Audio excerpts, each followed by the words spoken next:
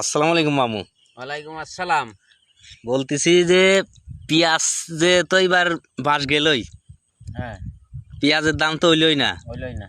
এখন এই যে পাট যে বুনছেন, যে তো পাটের কি অবস্থা? যে পাটের দাম কেমন কি? পাটের পেঁয়াজের দাম তো পাই নাই, আর এবার যদি সরকার পাটের দাম না দেয় হুম তাহলে কৃষক মরে শেষ। কৃষকের আর বাঁচার কোনো অস্তিত্ব থাকবে না।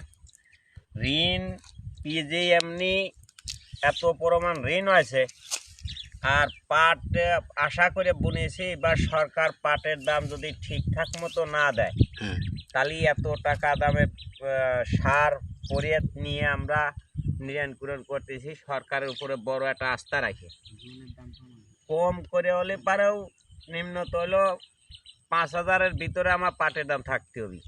এইরকমভাবে যদি দাম না দেয় তো 1,000 টাকা করে জোন নিয়ে আমরা যে পাট নিরেতেছি, সরকারের পর বড় আশা করি আমরা। সরকার আমাদের এই নতুন সরকার আইছে, আমরা বড় আশা করি এই সরকারের পর আস্থা করতেছি। সরকার যেন আমাদের অধিক পরিমাণ পাটের দাম দেওয়ার জন্য তার কাছে আমরা আশা রাখি।